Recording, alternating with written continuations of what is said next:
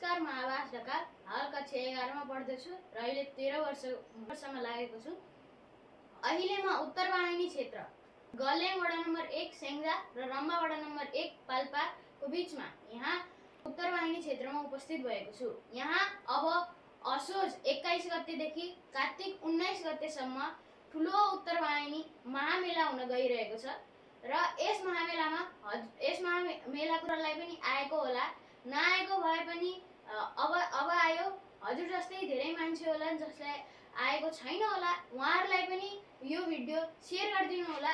नारायणम नारायण। अब यस महोत्सव बारे मेरा विद्वान मित्रहरूले महिमा गर्नुहुन्छ। ओ हरिओम। सम्पूर्णमा नारायणम। म लक्ष्मण बस्याल। म कक्षा 6 मा पढ्छु र म 10 वर्षको भएँ। अहिले हामी उत्तर वाहिनी क्षेत्रमा छौँ। उत्तर वाहिनीको दर्शन किन? शास्त्रमा भनिएको छ, नदीमा गण्डकी श्रेष्ठ र गण्डकीमा उत्तर वाहिनी श्रेष्ठ। गंगा ब्रह्ममयी यत्र मूर्ति स्तोत्र वाहिनी संहर्त्री सर्व पापानां दृष्टा स्पृष्टा नमस्कृता। जहाँ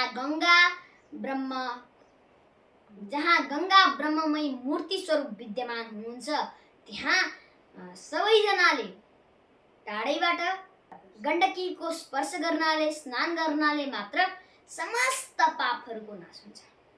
धन्यवाद। नारायणम। मेरो नाम राघव बस्याल। म कक्षा 9 मा पढ्छु। म अहिले 14 वर्षको भएँ। शास्त्रमा भनिएको छ कि नदीषु गण्डकी श्रेष्ठा तत्राप्युत्तर वाहिनी गण्डक्याः चोत्तरायास्तु कोटि गुणफलम भवेत्।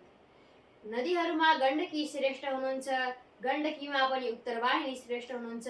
त्यहाँ त्यो गण्डकीमा स्नान गर्नाले सबै पापहरू नाश हुन्छ र कोटि गुणा फल प्राप्त हुन्छ।